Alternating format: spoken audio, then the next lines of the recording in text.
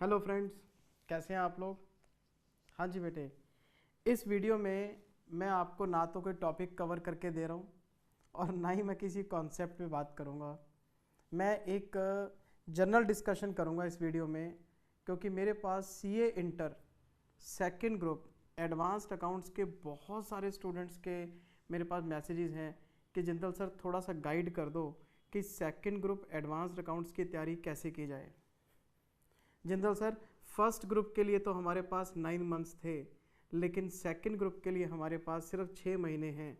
तो आप हमें थोड़ा सा अकाउंट्स को लेके गाइड करो कि कम से कम टाइम में ज़्यादा से ज़्यादा आउटपुट कैसे निकालें और ज़्यादा से ज़्यादा मार्क्स कैसे लिए जा सके। तो बेटे, सारे बच्चों को पता है मैं इस तरह के डिस्कशंस बहुत कम करता हूँ, लेकिन मैं पूरी कोशिश करूँगा इस वीडियो में कि आपकी मैं थोड़ी सी हेल्प कर पाऊँ। राइट। मेहनत सारे बच्चे करते हैं, लेकिन रिजल्ट सबका सेम नहीं आता, क्योंकि हर बच्चे के पढ़ने के तरीके में डिफरेंस है। और अगर आप, मैं जो अभी डिस्कशन करूंगा आपके साथ, अगर उससे थोड़ा सा आइडिया लेके अगर आप स्टडी शुरू करते हैं तो शायद आप थोड़ी सी क्लैरिटी के साथ अपना सिलेबस तैयार कर पाएंगे। और इस वीडियो को रिकॉर्ड करने का ऑब्जेक्टिव सिर्फ एक है कि बच्चे सिलेबस की तैयारी करते वक्त अपने दिमाग में क्लैरिटी लेके चलें कि हम कर क्या रहे हैं, हमने कितने नंबर का पेपर तैयार कर लिया है और कितने नंबर का पेपर हमारा अभी बाकी है, कितने मार्क्स का पेपर हम साथ लेके जा रहे हैं, कितने मार्क्स का घर छोड़ के जा रहे हैं। वो सारी बातें मैं इस वीडियो में डिस्कस करूंगा आपके साथ।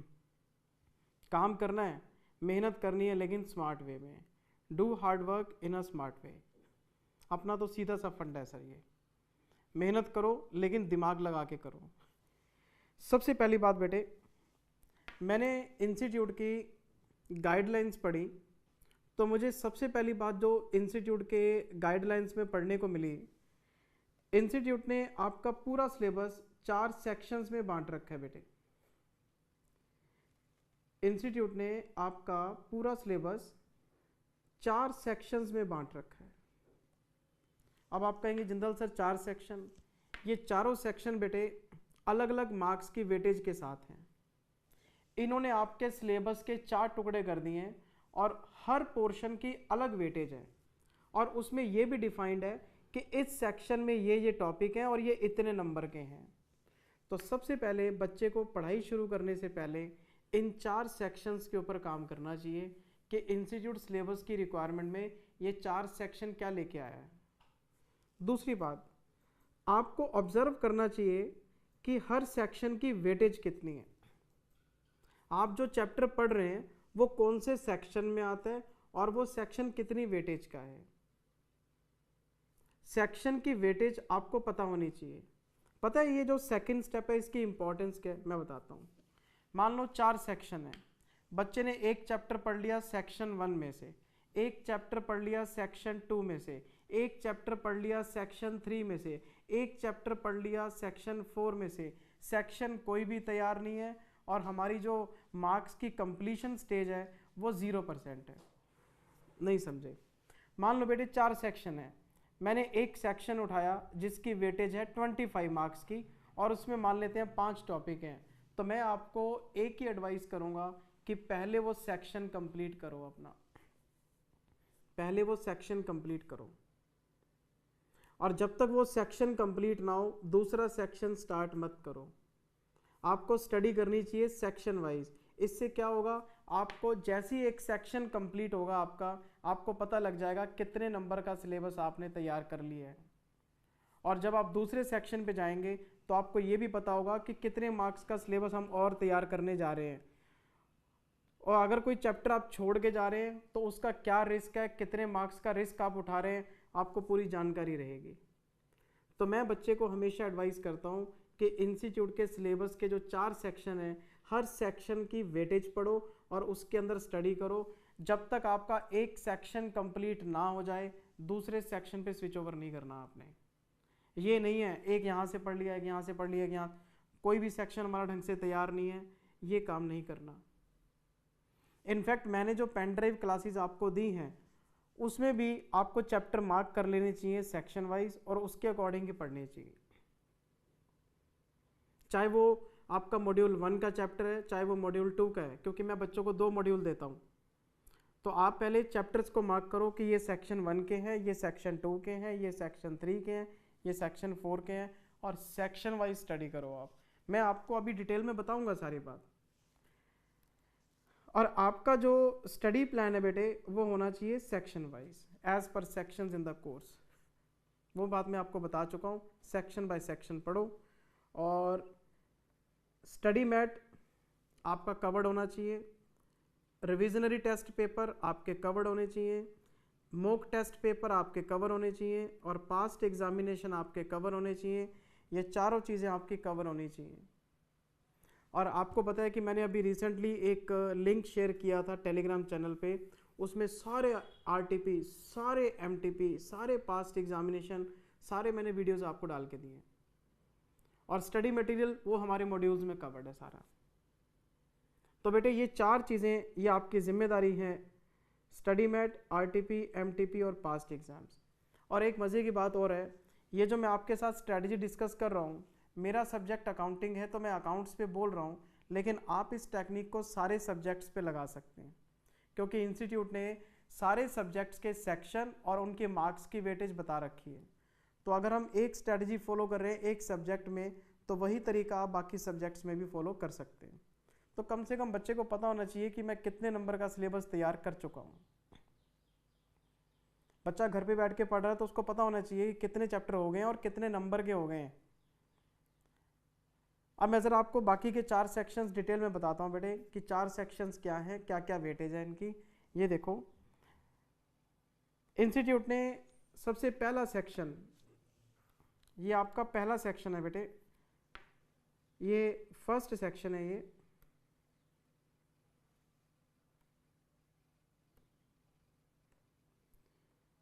ये अपना फर्स्ट सेक्शन है। हाँ जी, कितने मार्क्स का?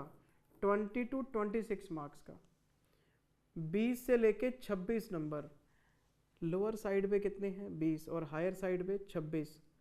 अगर मैं हायर साइड पे देखूं तो 1/4, और अगर लोअर साइड पे देखूं तो 1/5। आपके पेपर में 1/4 अकाउंटिंग स्टैंडर्ड्स आ सकते हैं 25% के लिए। 25 नंबर के अकाउंटिंग स्टैंडर्ड्स आपसे पूछे जा सकते हैं। 25 नंबर के अकाउंटिंग स्टैंडर्ड्स आपसे पूछे जा सकते हैं। और ये बात सारे बच्चों को पता है कि पहला क्वेश्चन आता है कंपलसरी 20 नंबर का। सही कह रहा हूँ मैं?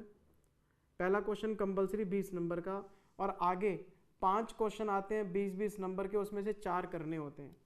तो आगे वाले क्वेश्चन में तो फिर भी एक क्वेश्चन की ऑप्शन होती है, लेकिन पहला क्वेश्चन तो आपका कंपलसरी है। और ये बात भी डेड श्योर है कि पहला क्वेश्चन जो कंपलसरी आएगा वो एएस में से आएगा, अकाउंटिंग स्टैंडर्ड्स में से आएगा। और जिन बच्चों के पेपर मई 20 में हैं उनके लिए तो अकाउंटिंग स्टैंडर्ड्स इंक्रीज हो गए हैं, बढ़ गए हैं उनके लिए। क्यों? क्योंकि फर्स्ट ग्रुप में से 4 अकाउंटिंग स्टैंडर्ड्स उठा के सेकेंड ग्रुप में डाल दिए गए हैं। तो अकाउंटिंग स्टैंडर्ड्स अगर आप गिनो, मैं अगर इनकी numbering गिनूँ, 1 2 3 4 5 6 7 8 9 10 11 12 13 accounting standards numbering wise हो गए हैं जी 13। और कितने नंबर के लिए? 20 से लेके 26 नंबर के लिए। अब सेकेंड ग्रुप में नंबर ऑफ अकाउंटिंग स्टैंडर्ड्स बहुत ज़्यादा हो गए हैं, और ये 13 अकाउंटिंग स्टैंडर्ड्स नहीं है सर, ये 13 टॉपिक हैं आपके, और सारे प्रैक्टिकल हैं, थ्योरेटिकल हैं। कंपलसरी क्वेश्चन में कोई भी आ सकता है। ज़्यादातर इसमें से प्रैक्टिकल है, थ्योरेटिकल थोड़े से कम है इसके अंदर, लेकिन आपको तैयारी तो 13 टॉपिक्स की करनी ही पड़ेगी।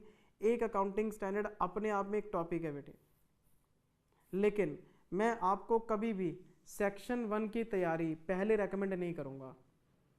मैं आपको सीक्वेंस बताऊंगा कि आपको कौन सा सेक्शन पहले लेना चाहिए, कौन सा सेक्शन बाद में लेना चाहिए। अभी मैं सिर्फ आपको सेक्शंस की एक अंडरस्टैंडिंग बता रहा हूँ। और इसमें एक ऐसा सेक्शन है बेटे, इसमें एक ऐसा चैप्टर है, ये रहा AS 14, ये अमेलगामेशन का है।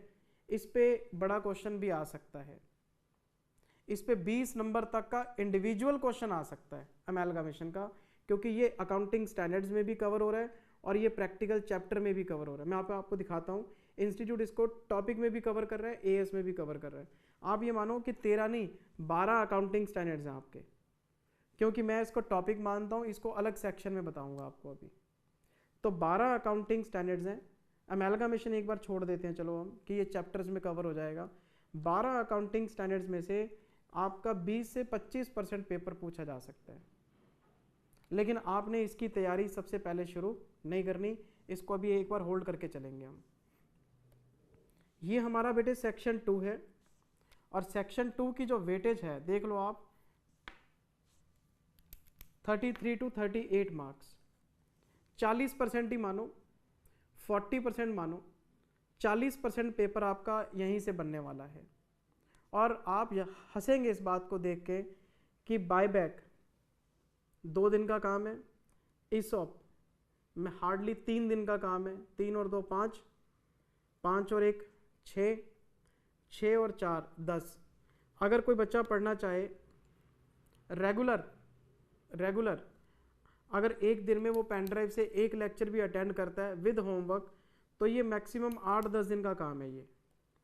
ये जितने भी टॉपिक्स हैं ये 8 to 10 डेज में आप निपटा लोगे। फिर इसमें है एक इंटरनल रिकंस्ट्रक्शन, इसमें लग सकते हैं 4 to 5 डेज विद होमवर्क, और एक है अमेलगामेशन, इसमें लग सकते हैं 5 to 6 डेज विद होमवर्क। अगर आप पेन ड्राइव क्लास से पढ़ते हैं तो फेस टू फेस में टाइम ज़्यादा लग सकता है, पेन ड्राइव क्लास में आपको पता है स्पीड आपके हाथ में है और प्लानिंग आपके हाथ में है।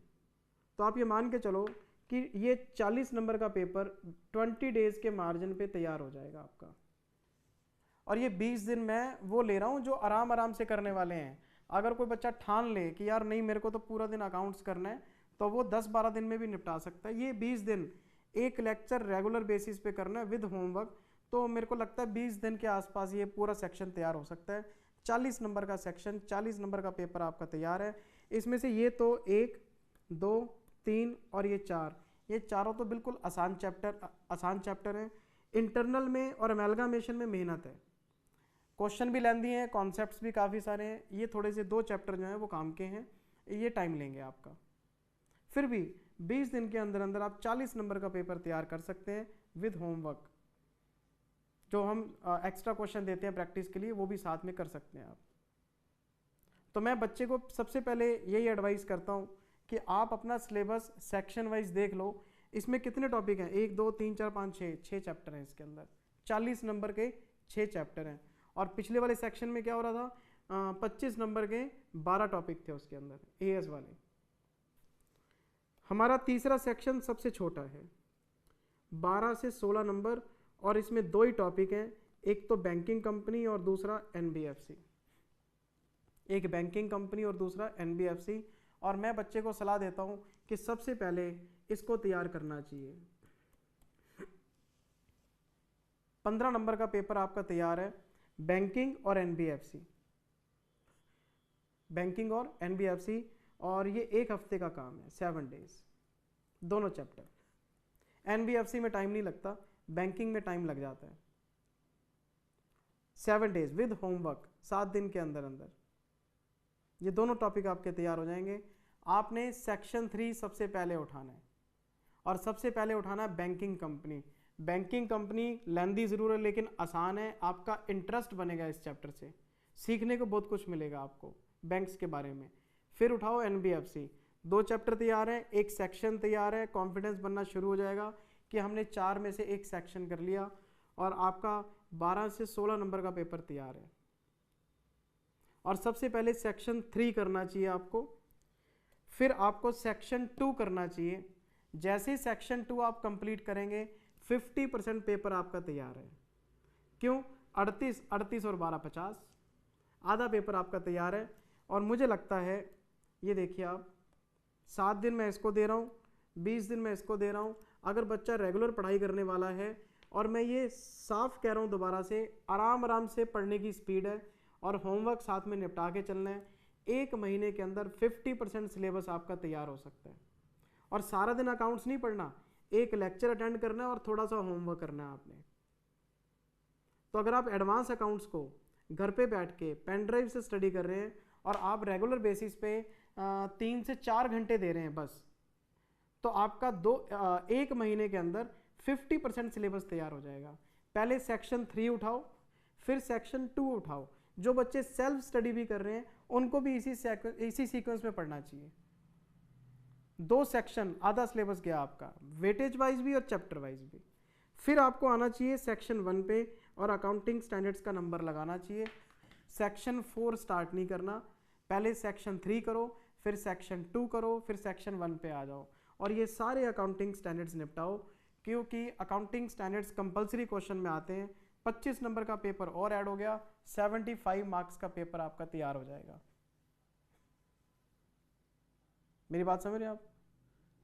75 मार्क्स का पेपर आपका तैयार हो जाएगा और इस पोर्शन में मुझे लगता है कि आप 15 से 20 दिन में इसको कवर कर लेंगे। 15 से 20 दिन में ये तैयार हो जाएगा। लेंदी पोर्शन है सर, अकाउंटिंग स्टैंडर्ड्स का टाइम देना पड़ेगा आपको। और अकाउंटिंग स्टैंडर्ड्स आपके ऑडिटिंग के पेपर में भी काम आएंगे। जब आप ट्रेनिंग के लिए अप्लाई करेंगे तो इंटरव्यू जब अच्छी फर्म में देने जाएंगे तब भी एएस बेस्ड क्वेश्चन पूछे जाएंगे। फाइनल में जब आप इंडियस पढ़ेंगे तो उसके लिए भी एएस का बैकग्राउंड चाहिए, तो वहाँ पे भी हेल्प करेंगे।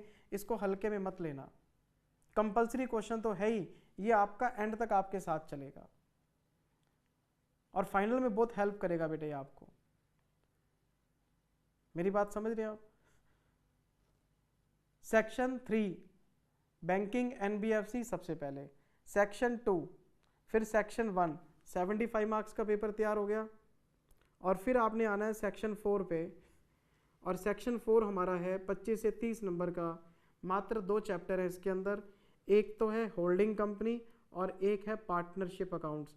होल्डिंग कंपनी फिर अकाउंटिंग स्टैंडर्ड बेस्ड है, फिर से एएस आ गया। तो सेकंड ग्रुप में अकाउंटिंग स्टैंडर्ड्स की वेटेज बहुत ज़्यादा है सर, और इन दोनों में से भी आपने पार्टनरशिप पहले करना है, होल्डिंग बाद में करना है। पार्टनरशिप पहले करना है, होल्डिंग बाद में करना है, क्योंकि पार्टनरशिप में बच्चे ने फिर भी थोड़ा बहुत बेसिक पढ़ा होता है तो इंटरेस्ट डेवलप हो जाता है पहले ही। और पार्टनरशिप में आपके सिलेबस में क्या है सेकंड ग्रुप के अंदर? डिसोल्यूशन है, पीसमिल डिस्ट्रीब्यूशन है, sale of a partnership firm to company है, conversion of a firm into company है, अमेलगमेशन ऑफ फर्म्स है। वो नहीं है एडमिशन रिटायरमेंट डेथ, वो नहीं है ना, एडवांस लेवल के प्रॉब्लम्स हैं। और जो बच्चे ग्रुप 1 में पार्टनरशिप पढ़ के आए हैं उनको पता है कि मैंने तो इसमें भी एडमिशन, रिटायरमेंट, डेथ, उन सब के क्वेश्चन मिक्स करके कराए हैं आपको, और वो मैंने अपने मन से नहीं कराए, पेपर में आए हुए। पहले एडमिशन होता है, फिर डिसोल्यूशन होता है, यहाँ कंपनी बन जाती है। पहले रिटायरमेंट होता है, फिर कंपनी, फिर पार्टनरशिप फर्म बंद हो जाती है, सेल हो जाती है। तो हमने एडमिशन, रिटायरमेंट, डेथ के क्वेश्चन भी इसमें किए हुए हैं। तो पहले पार्टनरशिप करनी है आपने, और फिर आपने होल्डिंग कंपनी का चैप्टर करना है, कंसोलिडेशन का। ये 4 सेक्शन है बेटे। अगर आप घर पे सेल्फ स्टडी कर रहे हैं, पेन ड्राइव से स्टडी कर रहे हैं, तो आपको सेक्शन बाय सेक्शन स्टडी करनी चाहिए। और जो बच्चे फेस टू फेस क्लास ले रहे हैं, वो जिस टीचर के पास जा रहे हैं वो उनकी गाइडेंस में काम करेंगे तो बहुत बढ़िया। लेकिन मैं तो उन बच्चों के लिए मतलब वीडियो रिकॉर्ड कर रहा हूँ जो घर पे बैठ के सेल्फ स्टडी कर रहे हैं, चाहे वो पेन ड्राइव से कर रहे हो या वो स्टडी मैट से कर रहे हो। तो बेटे प्लीज़ अपने सिलेबस को पहले समझो, चैप्टर्स को बांट दो, कॉपी पे लिख लो, कि कॉपी पे एक फ्लो चार्ट बना के रखो, और जैसे जैसे चैप्टर होते जाएं सेक्शन में से काटते जाओ। कॉन्फिडेंस आपका बिल्डअप होता जाएगा, आपको मोटिवेशन की ज़रूरत ही नहीं पड़ेगी। जो एग्ज़ाम्स के आसपास आपको आप लोग कहते हैं मुझे कि सर मोटिवेट करो, सिलेबस तैयार है, सिस्टमेटिक आप तैयारी करके आए हैं अपनी। रेगुलर स्टडी करो बेटे, घर पे जब आप पढ़ते हैं तो रेगुलर स्टडी, कसम खा लो, एक टाइम फिक्स कर लो कि मैंने सुबह 7 बजे से लेके और 11 बजे तक अकाउंट्स करना है, तो करना है, डिसिप्लिन है ये। मेरी बात समझ रहे हैं आप? Discipline study. एक दिन मिस करोगे, सिलेबस आपका एक दिन डिले हो गया, ये मानो फेस टू फेस की क्लास आपकी कैंसिल हो गई। तो प्लीज़ प्लीज़ प्लीज़ प्लीज़, एक तो घर पे डिसिप्लिन आपको रखना पड़ेगा, एक टाइमिंग फिक्स रखनी पड़ेगी, सिलेबस को जानना पड़ेगा, सिलेबस के 4 टुकड़े करके रखो, सेक्शन बाय सेक्शन पढ़ो, और कॉन्फिडेंस आपका बढ़ता जाएगा। हाँ यार मेरा पेपर तैयार है। होमवर्क करते रहो। आरटीपी, एमटीपी और पास्ट एग्जामिनेशन पहले नहीं करने, पहले आपने मेरे दिए हुए 2 मॉड्यूल करने हैं। जब सारा सिलेबस आपका कंप्लीट हो जाए फिर आप आरटीपी के क्वेश्चन चला के देखो कि मैंने आरटीपी में क्या बोला। मैंने कुछ भी नहीं कराया, मैंने तो सिर्फ क्वेश्चन की नंबरिंग बताई कि ये क्वेश्चन हमारी बुक में यहाँ पड़ा है, ये क्वेश्चन हमारी बुक में यहाँ पड़ा है। आरटीपी एमटीपी कुछ है ही नहीं नया करवाने के लिए। बस वो 2 मॉड्यूल आप पढ़ लो जो आपको दिए हैं, आपका काम first class, right. Thank you very much, take care, bye bye, God bless you, bye bye.